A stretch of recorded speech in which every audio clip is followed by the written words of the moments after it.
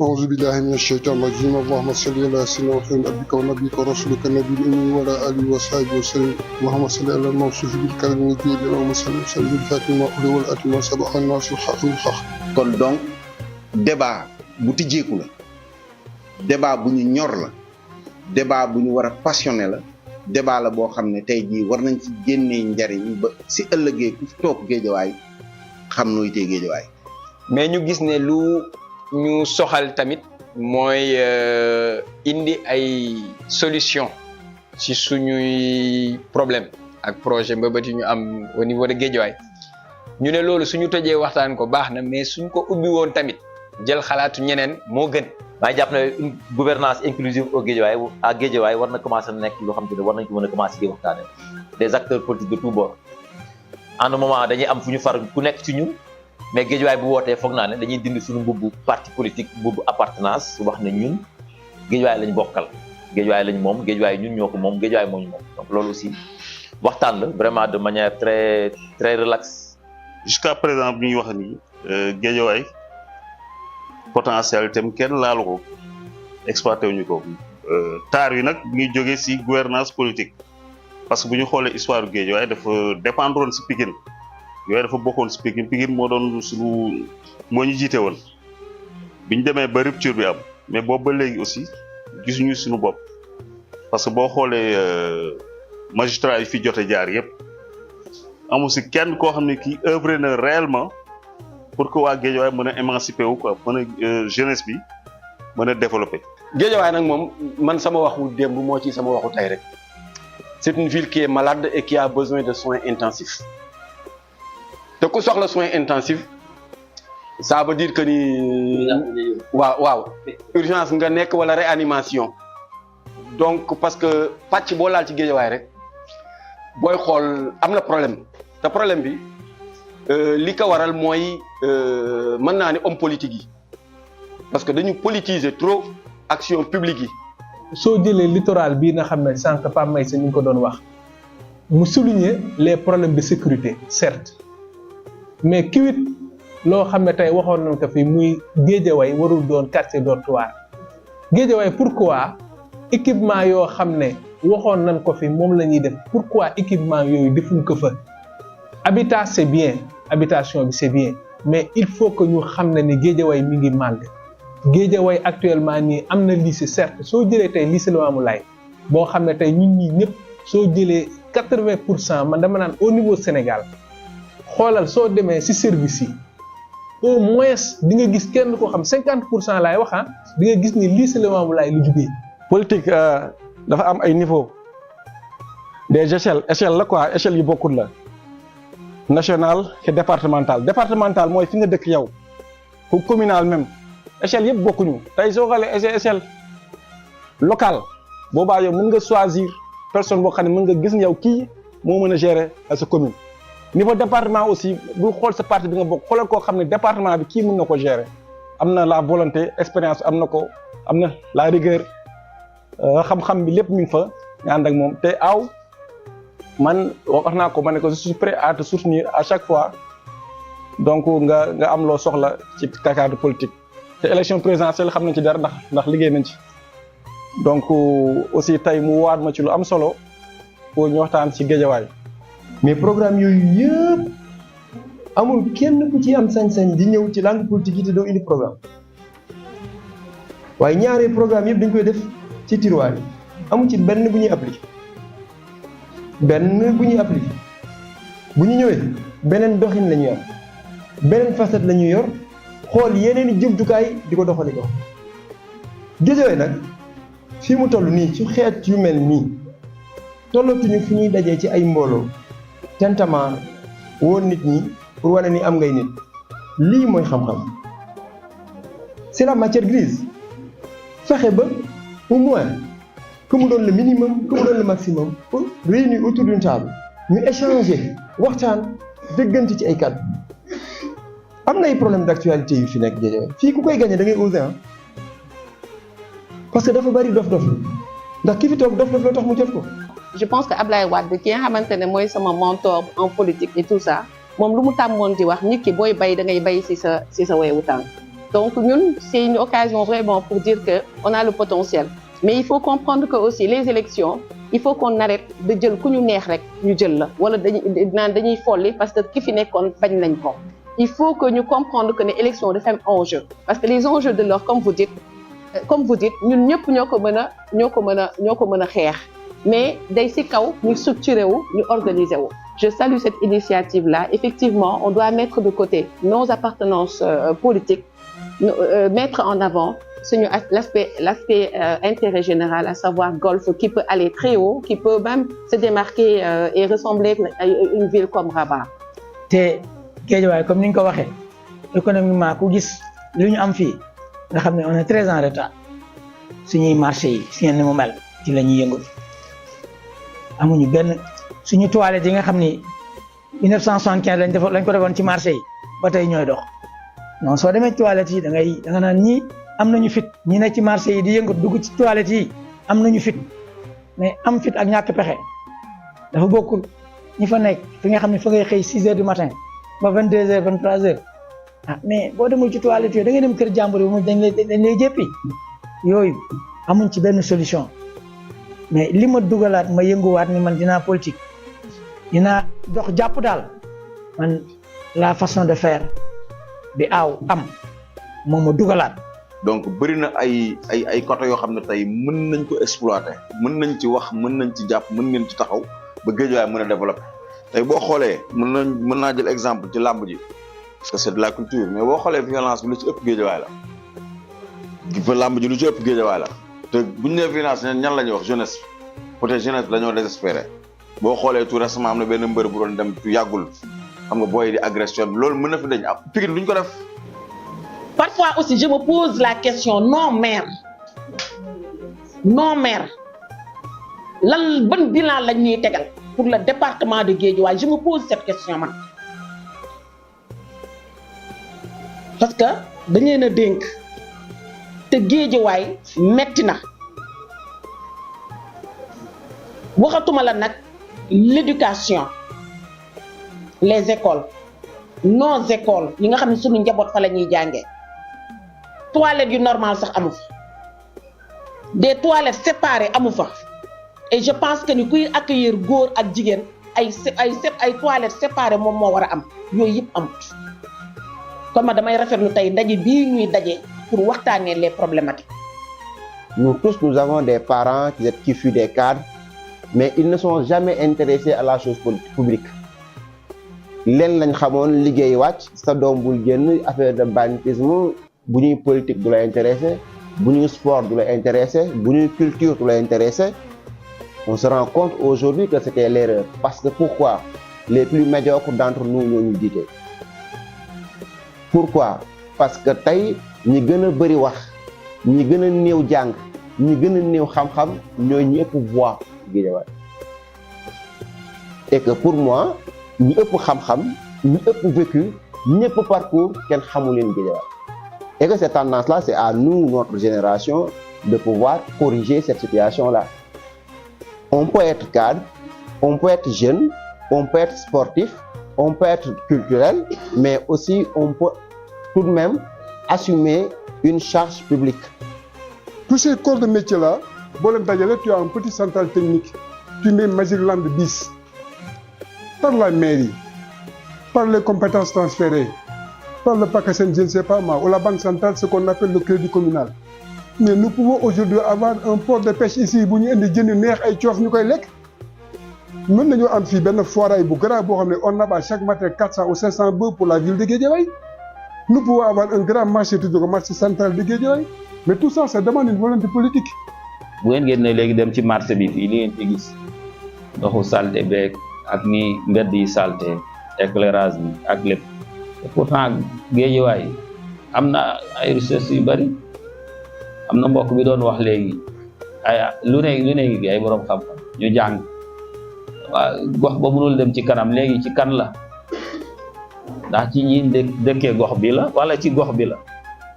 Ce qui est difficile dans nos localités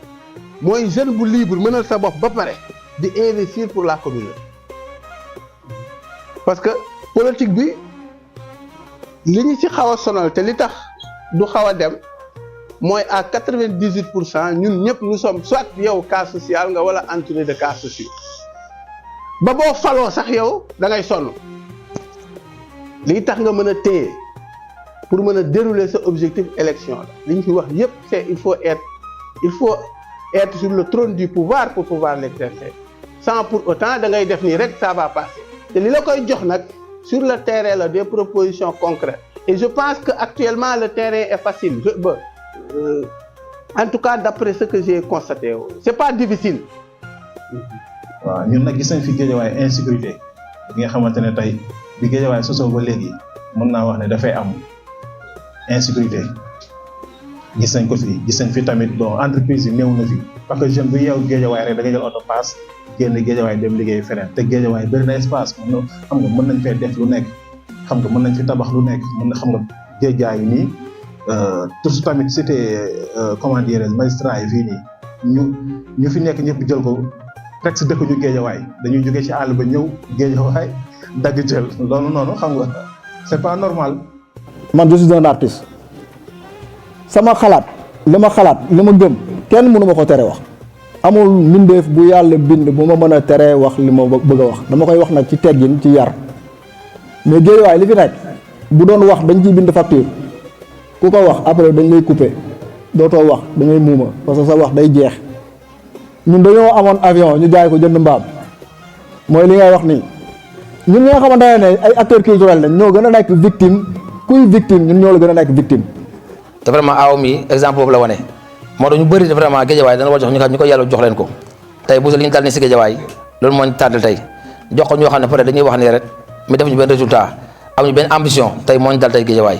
mais tey bu ñu jëloon ñoo xam dañoo bëgg Guédiawaye comme mel na aaw def ay gestes di jàpp si dëkk bi di jàpp si lu bëri mooy gis mu si jàpp donc boo leen joxee dëkk bi dañuy avancé wul dëkk te vraiment loolu moo tax man ma bàyyi sama lépp dama amoon urgence xam na dara sax mais dama bàyyi lépp loolu ndog la ma ko aaw bu ma wooyee damay bàyyi sama lépp ñëw l'école dafa déplacé ñëw ba sama quartier ñu toog waxtaan vraiment jox ay idées yu rafet en tout cas di ko wax ne vraiment moom ñu koy féliciter gis nañ taxawaayam te vraiment dama bëgg nag waa commune bi jàppale ko bu dee département son jàppale ko parce que genre yu mel nii moom su ci prêt man à jàppale nee naa ko man incha allah rabbi sama commune mu am Sam Notaire bokkuñu commune mais lépp li nga xam ne ñu bëri fa nañu voté ba sama frère fa nañu voté mooy Foñ Korfu boo soxlaa man naa jël ñooñu indi leen ko fi parce que gis naa si loo xam doy na ma mais kii nga xam ne yàlla moo ñu boole ñu bokkoon à Guédiawaye dans une école bu tudd école 20 am léegi A ak B même ñi fay nekk amul A amul B benn kese la woon yàlla nattu ñu wala yàlla defal ñu yaayam bokkoon ci ñi nga xam ne moo ñuy tàggat ñu koy wax madame Aw donc ku xam madame Aw soo gisee Mamadou Aw ni mu mel ak ni mu engagé woo du la bett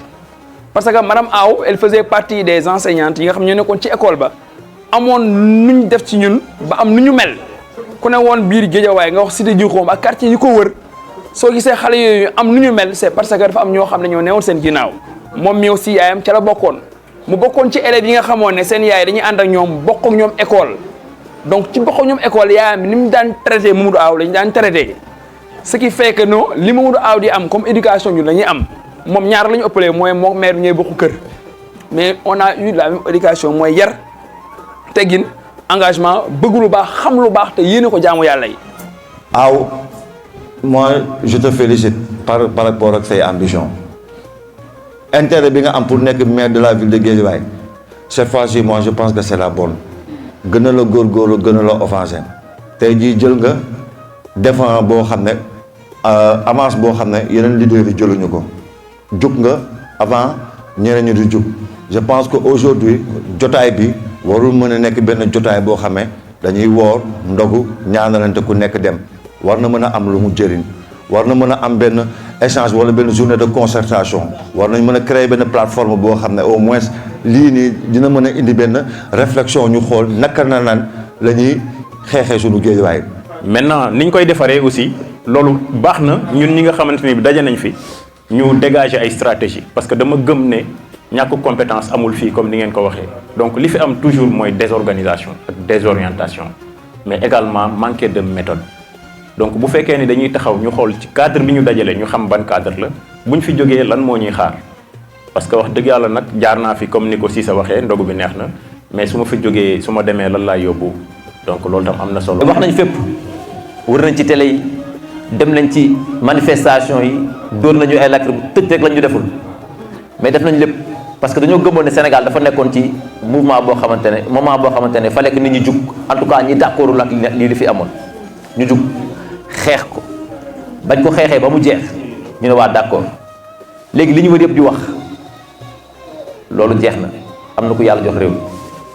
waaye ku nekk sa koñ lan dafa xew ñun dañuy créer mouvement tuddee ko vision bokk Sénégal mouvement bi lan moo ko tax a jug muy Géejawaay ndax nga yàgg wax ci télé yàgg wax ci ay forum yàgg wax ci lu nekk mais boo ñibbisee sa koñ ki nga xam ne sa wax amul impact sa koñ ma loolu daf maa dal wax naa ci économie wax naa ci santé wax naa ci environnement wax naa ci lu bari Sénégal doxul parce que dette bi Sénégal doxul parce que xale yi jànguñu Sénégal doxul parce que jigéen ñi Sénégal yàq régime bi lu mel ni xeme waaye bu ma ñibbisee sama koñ ma gis sama koñ lëndëm ma ne kon li nga wax yëpp amul benn njëriñ sa waa koñ bu ma ñibbisee sama koñ match fu lu amee ñu agressé samay doom ak samay xarit kon li ma wax amul njëriñ maintenant la lay def ba li ma wax am njëriñ mooy ma ànd ku mel ni Patrick wala ku mel ni Djibi wala ku mel ni Cheikh ma ne ñoo bokk koñ bi nañ leen jug def lu am impact suñu xale yi nañ leen jug yar leen ñu créé concept bi ñu tudd concept bu tuddee club citoyen de quartier club citoyen de quartier ay xale yu am entre 5 ans la ak 15 ans xam xale yooyu voté wuñu xamuñ sax li xew mais dañu ne ñooñu buñ leen yarul ñun suñu doom lañ ñoom fii ak 10 ans ñun ñooy sonn dinañ demaat ci télé yi di waxaat président defoo dara nangam defoo dara waaye suñu koñ duñ mën a solutionner loolu ñu créé club citoyen de quartier mu am njëriñ ñu gis ci impact li Djibi wax sànq moo ci am solo loolu dañ ko def xaaruñu mu 5 ans mu jur dara de dañ ko def léegi gis résultat yi léegi parce que ay xale lañu jàngal leen bu dugg seen bopp day yomb waaye bu sol lañu amul woon ñu taxaw ne lii buñ ko defee ci suñu quartier keneen def ko ci quartier buñ ko multiplier par le nombre de quartier ci Guédiawaye bu baax ak ci femmes yi ak ci jeunes yi ñu nekk lu ñuy def lu nit ñi bëgg la li nit ñi soxla ci loolu la ñuy taxaw looloo njëkkati vision bokk Sénégal kon nag yamul Golf Sud de parce que ñi ko sos dëkkuñu Golf Sud rek am na ñu dëkk Ndiarème Limamoulaye am na ñu dëkk Gounass am na ñu dëkk Wakhinane am na ñu dëkk Sam Notaire donc ñi dëkk Golf boo boolee 5 communes Guédiawaye la ñun Guédiawaye lañ bëgg soppi waaye bëgguñu ko soppi ñun kase dafa sax mënut a nekk pour mu soppeeku faw ñu def li ñu jiitu doful woon sànq Mamadou wax na ko bu ñu bàyyee benn nit rek ne day defar du sotti mais bu ñu génnee sunu mbubbu appartenance partisane bokkuma ci parti laa bokk waaye Guédiawaye laa dëkk nan laay def ba joxante ak waa loxo Guédiawaye pour ñu defar équipe mooy defar man loolaa gëm équipe mooy defar waaye ñan ñooy nekk ci équipe ba ndax matale na nañ liñ leen di xaaree mooy ñun ñii ñu def nekk fii c'est des personnalités ressources tey man damay kontaan gis Pape Maysa gis Aada gis grand Mamadou Niang ñii du ma leen duttu parce que ñu ñoo nekk doon tout le temps gis ñoom Nguer ñi nga xam ne def nañ ay preuve gis ñoom Fatsila ñoom Cissé Madame ñoom ñëpp du ma lim su ma limee damay juum ñoom Sapra Aliou Badara ñoom si donc ñii dama leen fréquenté gis li ñuy def mu méngoog man li may def mu dellu si li Pape Cissé waxee bu ku nekk defee sa koñ ñu toog mbedd bi ku koy defar te mbedd bi mooy Guédiawaye donc nañu ànd ñun Guédiawaye lañ bëgg soppi ndax ki yor Guédiawaye dañ ko joxoon pour mu soppi ko mu suuxal ko loolee dëgg mu suuxal ko fii Guédiawaye nekkoon d'accord nañ ci ak d'accorduñ ci mais tey Guédiawaye dafa nërmeelu ndax dañ koy seetaan déedéet dañuy jug joxante loxo man loolu lay woote ku nekk faral fu la neex faral ku la neex bëggal ku la neex waaye Guédiawaye ñun ñoo fi dëkk buñ ko defarul dañuy sonnaat rek juróomi at de souffrance te loolu yéenu ma ko sama bopp yéenu ma ko keneen donc ensemble donnons-nous la main dans la main la personne qui sera devant pour man c'est pas le plus important mais c'est l'équipe qui va gérer c'est ça qui est le plus important c'est quelle équipe et l'équipe pour man ñun ñii la ak ñi ñëwagul peut-être ñi amuloon jotu ñëw ak ñeneen ñi ñi fekk ji parce que lii c'est une première on en fera autant qu'on pourra c'est 54 quartiers c'est 60 quartiers on en fera autant on en appellera autant de bonnes personnes des ressources humaines yoo xam te ñu ngi fi et vraiment damay kontaan di leen remercier ñëpp temps bi xat na koor métti na pour déplacer wu mais vous avez quand même fait le déplacement et ça nous touche pour man ñun ñëpp ñoo war a ànd dañoo war a ànd et amatul choix on n'a pas le choix xam nga fa la doon ñu ñuy xalaat mooy ndax am nañ choix mais ñun amuñu choix Guédiawaye dafa nërmeelu amuñu choix on doit y aller ensemble taisons nos intérêts personnels que ça soit Aw que ça soit Cheikh mais que ça soit l'équipe où Aw et Cheikh et Mamadou et ñeneen ñëpp ngi ci biir la personne qui sera devant ça sera juste la face visible de la sphère mais ñan ñoo koy doxal Pape Cissé c'est un acteur culturel Jàng est dans le développement Alassane est dans la communication keneen ak keneen c'est notre domaine de compétence il y en a partout et bu ñu arrivé wul à faire prendre cette mayonnaise pour man on aura échoué man loolu laa gëm te ci loolu laay woo ñëpp guddeeg bëccëg ci loolu laay dox parce que man j'ai choisi d'habiter Guédiawaye je suis avec des gens des frères et des sœurs qui ont choisi d'habiter Guédiawaye on n'a pas choisi d'être né à Guédiawaye de mais on a choisi d'y habiter am na ñu fi juddoo toxu mais ñun dañoo juddu dëkk donc luy baax fii la bu bonee ci ñun la ñuy joxoñ ndax tey jii ku fi génn bu ñu nee sa mère moo wax nangam di nga sëgg mënoo ci dara.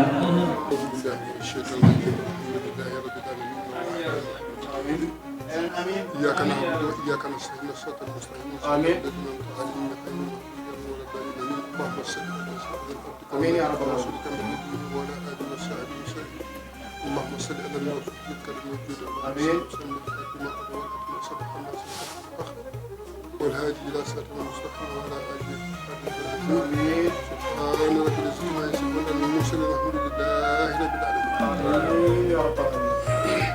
العالمين آمين